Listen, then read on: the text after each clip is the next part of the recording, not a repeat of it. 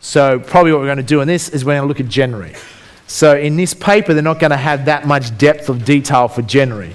Normally you do it this strategy at the beginning of the month or just before the month starts, okay, for the month ahead. It's too really late for December. So if we're going to rent out shares, we're going to do this for, say, January, okay? So at the top of the page, you'll see on your newspaper, it'll have call options. Do you see that? Does everyone see where it says call options? Another word for call options is, so let's just write down some words. Call options, that's basically your rental price. So call options means your rental price. So you want to know how to look up how much rent you can get for shares? That's how you do it. You look for the call option section. And you'll see the third line over, a little bit down, it says what options? It says put options. So jot that down. Put options means insurance prices. Is this like decoding it all for you? So rental prices is call options. Put options is your insurance prices. So when we look at how to insure shares or sell insurance, we're going to look at the put option section. Right now we want to rent out shares, so we want to look up how much rent will we get. So we're going to look at call options as rental prices. Making sense? So the technical word for this strategy, as most of you be aware, is called writing a covered call. So when you're renting shares, jot that down. You are writing a covered call. Writing a covered call. Covered means you own the stock. Therefore, the call, the rent that you're renting out for, is for an asset you own. It's like when you rent out your property, investment property, you own the investment property and you're renting it out, so the rent you're getting is covered by the property you own. In this case, you're renting out the share. It's covered because you own the share already. Okay, that's all that means. Covered calls. Call being the rental price. So share renting is writing a covered call. Writing means, in this case, selling the rent. If you own an investment property, you're writing the rent. And as you are selling the rent, you're the writer. You're the seller of the rent. When you sell something, you get the money paid to you when the transaction goes through. So if you're selling the rent on these shares, the rent gets paid to you because you own the shares. You own the investment property, you get the rent. You own the shares, you get the rent. Making sense? That's writing a covered call, that's all it means. So if you're not really sure, it just means renting shares. See, the challenges with learning is that if once you hear two or more words that you don't understand, your mind will go into a trance. If I said to you before, we're going to write some covered calls and we're going to buy some put options and then we're going to sell some put options, we're going to make sure it's below the strike price in case we get exercised, most of you would be like, whoa. You'd be in a trance after the second word. Because our mind works by knowing one thing and relating something new to what we know. True? Like, Tutonga, Tutonga. Tutonga, Tutonga. What am I talking about? Tutonga, Tutonga. Buffalo. Remember? You watch that movie? Some of you going, what the hell is he doing? Kevin Costner in that movie, remember? Trying to explain to Indians different language. And they go, oh, they figure it out. Buffalo, buffalo. Okay? So once you know, we learn by comparing one thing to another. It's on DVD. So we learn one thing. So if I say share renting, your mind goes, oh, didn't know you could rent out shares. Because you understand renting out property. You understand that. Share renting makes sense. So that way, language, by decoding it, means you can pick it up pretty quickly. Okay? Where without decoding it, if you go to a lot of seminars on these sort of topics, they're so friggin' boring, and everyone's in a trance, hardly anyone follows through on it. Because their mind just shuts down at the beginning of the seminar, and they're like, equals pain, this is too painful, I might as well go back doing my job, at least I know how to do that, and they just shut down. That's how people's mind works. True? So why I've been able to help so many people accelerate at learning is not only I'm teaching you rapidly, but I'm helping you understand it, so when you understand something, you're more likely to act on it. Otherwise, you're in a state of confusion and like nothing happens until you go through that. Now, some of you are going, I know exactly what that means. I'm in a state of confusion now. That's okay. Okay, that's part of the learning process. Breaking through that confusion, like breaking through the borders on the other side, is a learning and an understanding. So going through this exercise now is going to help you break through that confusion. But if you don't break through it, your buddy will help you. Okay? Other than that, you can watch the DVDs over and over again until you get it. I guarantee you see this 5 or 6 times, you'll get sick of seeing me. And then you go, I better get it this time because I have to watch Jamie McIntyre one more night. So, that's what it is. Pretty simple. So we're going to look up the rental prices of our shares. So we can rent out, not every share you can rent out, only some. We're doing this on the ASX. George tomorrow will teach you about the US market if you want to go and speed it up. So in the Australian market, we have to have 1,000 shares minimum to be able to rent out. 1,000 shares equals 1 contract. Okay? That's another word to know. 1,000 shares equals 1 contract. When you're talking to brokers, you'll be talking in contracts in the Australian market. So what you can do is I'm going to look up an example. Let's look at BHP as an example. I'll just run through an example for you, then I'm going to tell you to go on quickly with your buddy, pick out some shares to rent out, and we'll go from there. So if we look at BHP last sale price was what? 41.34. So we need to know that. So let's say that's the price you had bought the shares at. Then you would come down the column in December, and what you'll find is there's a couple of different columns there. If you look at the top of the page, it'll say fair value and last sale. We're going to go off the last sale column. That's the last sale that was last rental price that was traded. So that would be the it's the third column over. Is that true? Or well, it's fourth really if you count the dates. So there's a fourth column over is the last sale price. So if you go down through December, so what you're going to look at, when you rent out your shares, generally, you're going to rent them out below the price you buy them at or above. Generally, you're going to do it above. Okay? Why? Because whatever price you rent them at, it's a price that's going to get sold at. So you want it to be sold above. So if it's 41.34, you're going to look above that. So you go down the column in December, you have 32, 37, $40.50, 41, 41.50. So you see December 41.50, that's above the current price. How much rent in the last sale price column would you get at $41.50? 88 cents for December. So that means you would get 88 cents in rent. If you own 1,000 shares, how much is that? $880. So 1,000 shares, 88 cents is $880. 10,000 shares, how much is that? 8,800. Now that is a very low figure. Why? Compared to normal, because there's only a couple of weeks left in the month for December, because Christmas is coming up. So it's a short month. Generally, it would be much higher than that. Okay? So we may not do it for December. Let's check out January what we can get. So let's look on BHP. So you just come down the column further, past December, and come to January. So try and look for above 41.34. You'll come to January, $42. How much rent will you get if you rent them out? $42 in January. $1.44 in rent. So let's work out how much money you'll make. $1.44 on 1,000 shares is how much?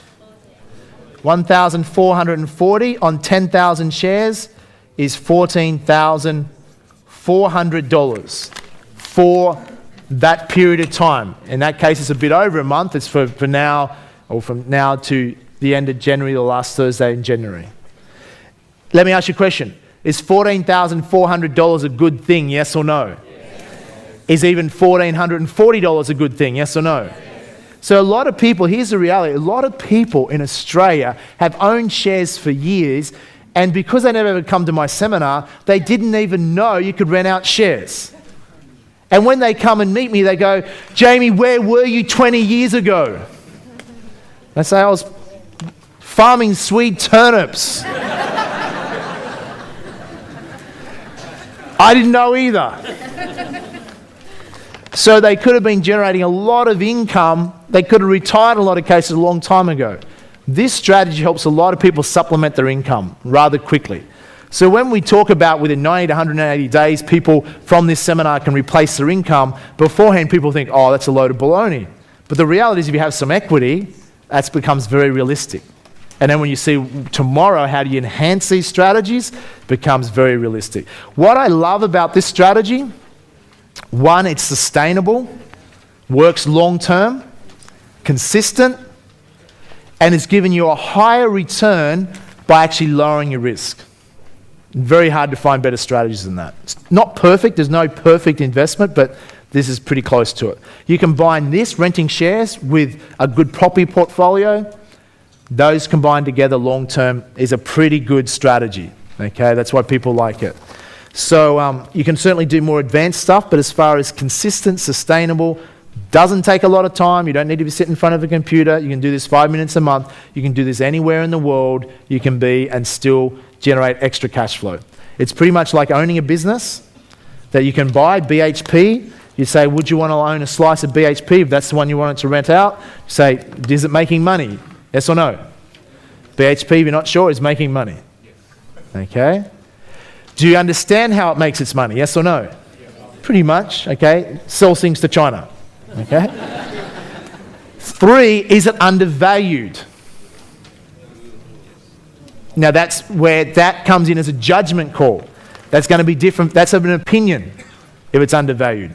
So then you'd have to go and do your research and make your own judgment. Is it undervalued? I don't follow BHP that much to really make a judgment off the top of my head, but I'd just quickly do some fundamentals. What I would do, first thing I'd do is go and find out what's it been trading at for the last 6, 12, 18, 24 months.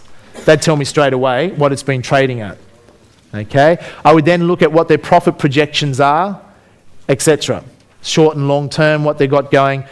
I would see what the sentiment is around the share. Is its share below what it normally would be because it's got this sentiment that's driving it down? That would start to give me an indication straight away. Is it overvalued, undervalued, etc. Long term, I would be guessing it's probably going to be a good deal. Long term because the growth, etc. But there might be, so I don't know. So that's the things that you'd be looking for. If it's looking at doing a deal with Rio, etc. Once again, that's some significant things that can affect the share price. So you do a bit of research around that. So how's the share price factored in? Is it being driven up because the likelihood of that occurring, or is it being driven down because it's not likely to go through? Those things affect it. So that once you have that sort of knowledge, you can then make a judgment call. Is it undervalued? And then you can say, okay, I'm happy to take the risk in owning BHP. You can own it. And then you can rent it out and generate extra income. And this is where channeling now comes in. Because you have another choice. You can go, it's 41.34, but you could be thinking, this has been, let's say it's been trading from 38 to 45, up and down, and been channeling 38 to 45 as an example. You could go, it's 41.34, it's probably going to go up to 45 in the next 4 to 8 weeks. Therefore, I'm not going to rent it out now, I'm just going to wait. Because if it goes up to a couple of dollars, I'm going to sell it then. So now what you're weighing up, if I can make a couple of dollars in capital gains, and that's better than my rent, I might just keep it and not rent it just yet. See if it goes up, either sell it or make a different decision then. Make a couple of dollars and it might drop back down. If it's channeling, wait to then say I'm going to buy it when it's a bit cheaper, and then I'm going to rent it out. Who's following what I'm saying here? That's where by teaching those other strategies, how you'll get a feel for those sort of things, but don't complicate yourself too much just yet. Just get the hang of renting. Okay? The good thing about being in the market is you'll learn these other things whether you like it or not. Okay? You'll find it out sooner or later. Because, sometimes you go along, nothing much, you don't need to know a lot of these finer distinctions because nothing much happens. But it's a little bit like I was flying a plane the other day. I'm not a pilot yet, but I was flying anyhow. And coming back from the farm, and I had a pilot there, and he's an instructor. He says, "Do you ever flown a plane before?" I said, "Not really." you want to go? I said, yeah, no problems. I said, always wanted to know how to fly one of these things in case the pilot has a heart attack, how you put one of these things down. It always worried me that.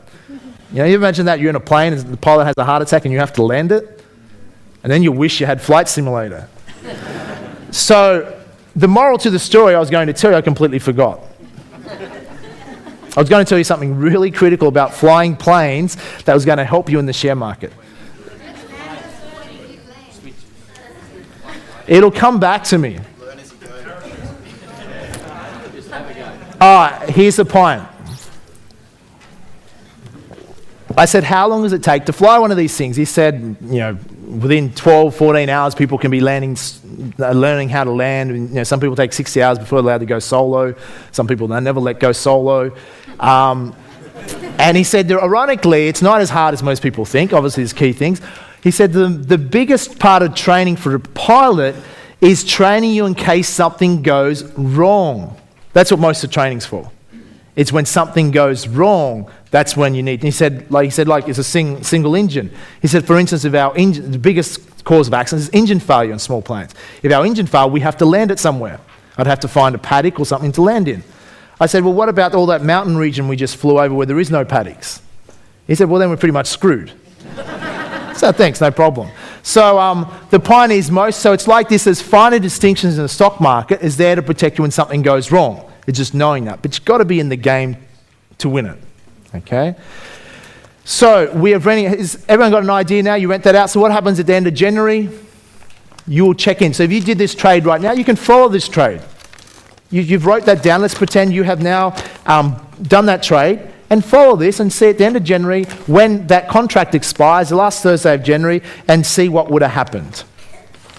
What you already know, if you have 10,000 shares, you've got your 14,400, you know that's yours.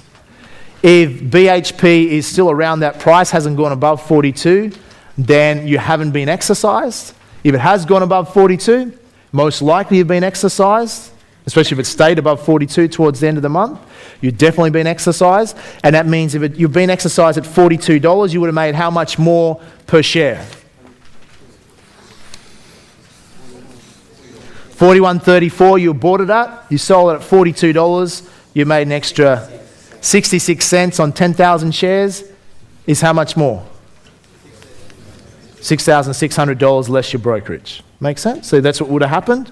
If the share price is, say, at $41 end of January, then you'd work out how much you would have made. You've made $1.44 in rent, but it's at $41 for a bookkeeping entry. You would deduct 34 cents off because you bought it at $41.34. It's now at $41. So you've lost 34 cents on paper, but you made $1.44. Making sense? So really, you're still ahead $1.10 or whatever. Yeah, and you still own the shares. So then you can rent it out again if you want. Or you go, here's the question you ask. Jot this down. What is the next most likely thing to happen? That's how you ask your questions. You're trying to keep this very logical. So at the end of the month, it's $41. You say, what is the most likely thing to happen? Because you're going to decide whether you're going to rent it out for February, or you're going to keep it and get the capital growth, or you're going to bail out of this stock because something's happened in China and looks like the commodities boom is over and you want to get the hell out of there. Making sense? So all these things, you make these decisions. And then you go, okay, no, I think it's pretty stable, I'm going to rent it out. Then you're going to decide, do you rent it out just above the money, or you might go, here's what the other thing you can do. You think it might go up a bit, you can get some capital growth and rent. So instead of renting at 42 in January, you could have rented at 43. Is that true?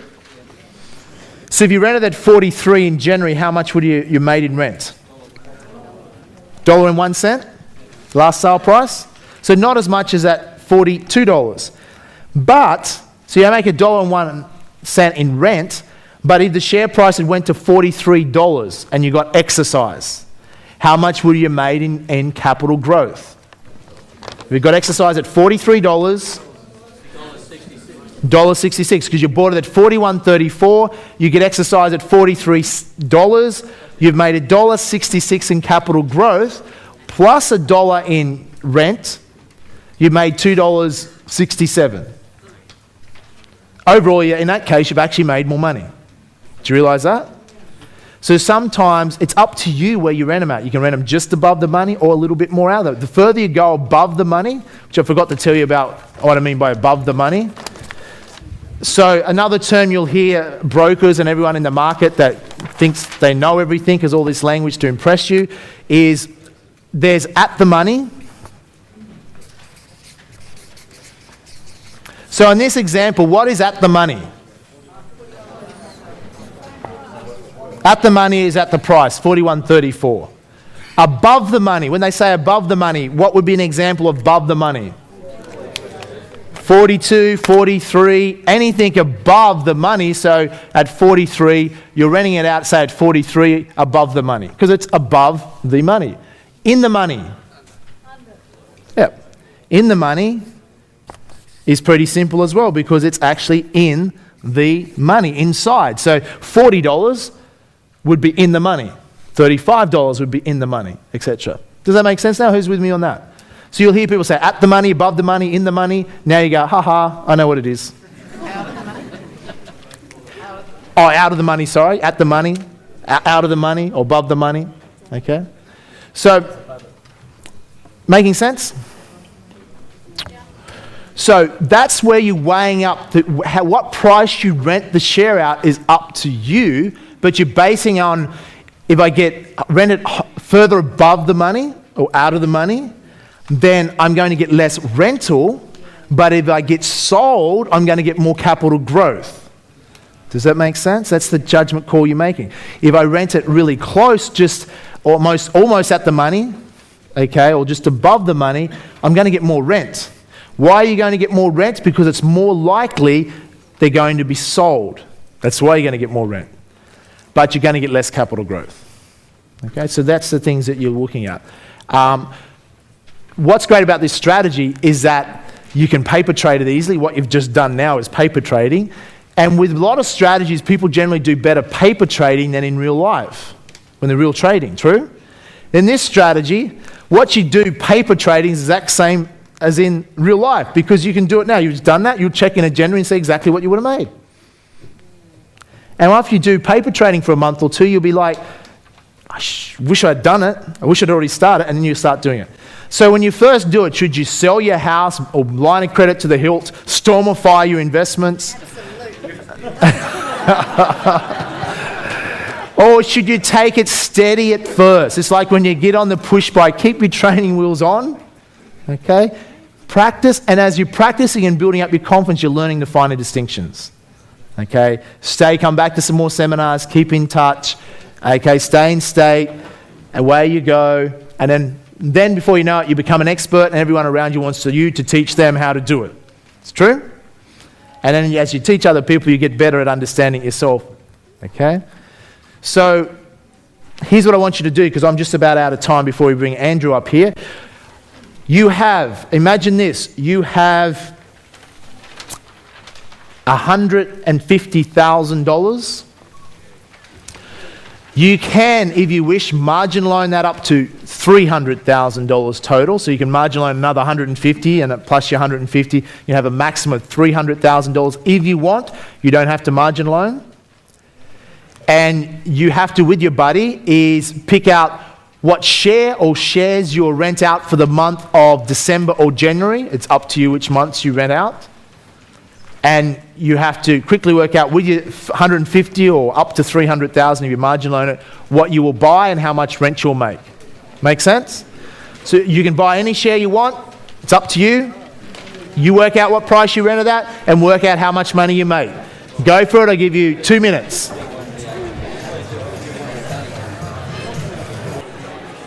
Okay, class. Let's hear some examples of what some people have done, and let's follow their trades.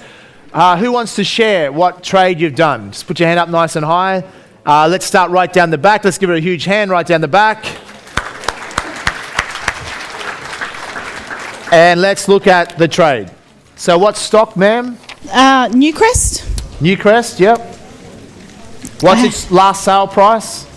$37.40. $37.40, yep. With the 300,000, So you use the whole 300,000. So she used a margin loan. So 300,000. So how many shares did you buy? I could buy 8 contracts, 8,000 shares. 8,000 shares. So I bought 8 calls. I sold 8 calls at 41 strike. At $41. So how much did you get per? Got 93 cents. So 8,000, you got 93 cents. Okay. And she strike price was $41. So how much did that give you as far as a dollar amount? $7,444. 7,700 and... No, it's 440. So 7,440. What month was this? January. January. Yep, so she did it for January. So it's a bit over a month. Okay. So everyone follow that. So she chose Newcrest and she got 93 cents for January. Okay, which comes to $7,500 basically. And her strike price is $41. So if the share stays below $41, I keep the 7,440. Correct. If the share goes over 41 or closes above 41 Yep. at expiry, then you will be exercise and how much more will you earn? an extra $3.60. Per share by 8,000. And adding that onto the 7,000 was a total of $36,240. Oh, that's combining them. Yeah, I didn't so- add up that So it's about another $20,000 odd combined, about 36,000. 29,000 about. Is that a good trade? Yes or no? Yep. So let me just check the newspaper. Let's audit that. Let's everyone check that it's accurate. Newcrest Mining was last sale price $37.40 January. She's done it at $41 January. 93 cents, correct? So correct, ma'am. Yes. Give her a hand.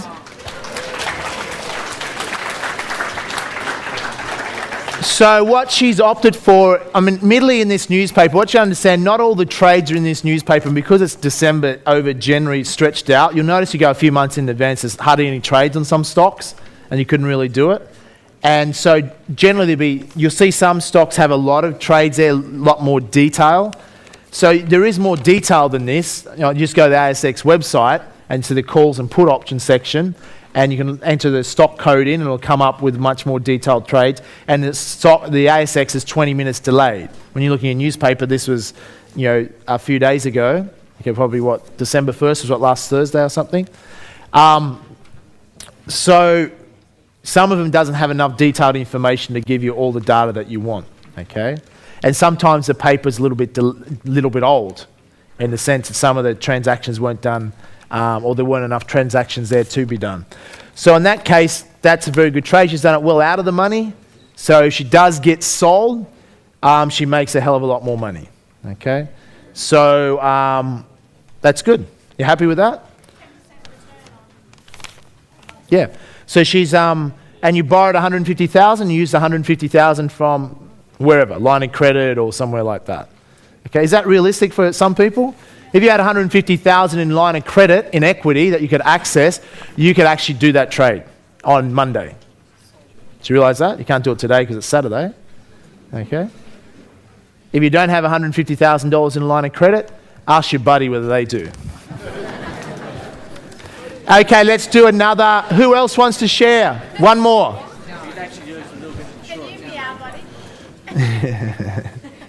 Now, what I haven't covered is insurance. Okay, I'm going to have Baxter go through and cover some insurance as well. But what you could do, because you're using a margin loan, is that you could insure your position. So if you wanted to insure your position, you'd go to the put option section and that would tell you how much to insure it for. And you can insure it at whatever price.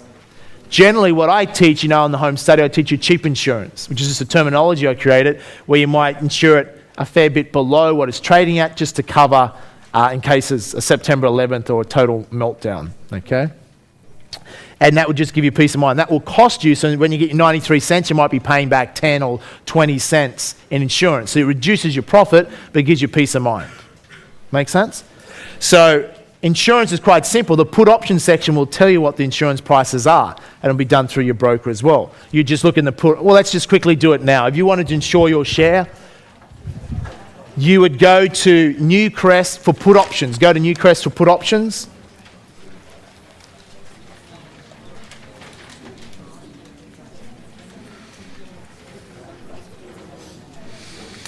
And you want to insure it for January. And you see there's not a lot of data there, but if we were to insure it for, well, there's pretty much 31, 32.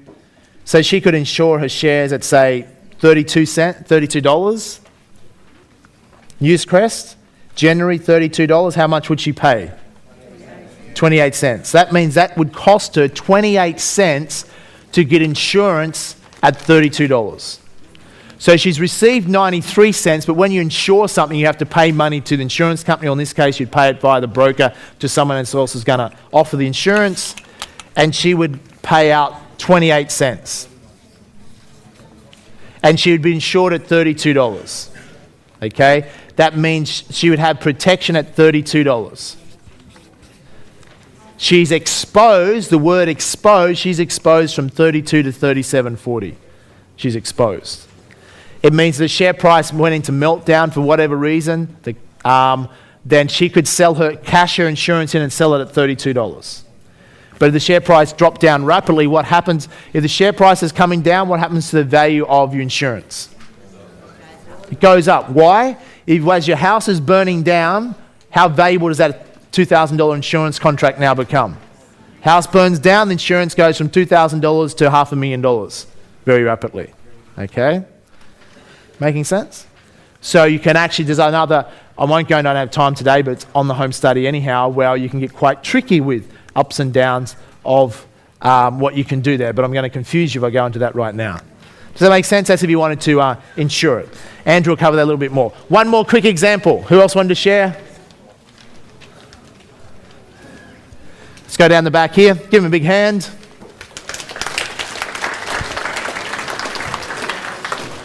Hello guys, we chose CBA.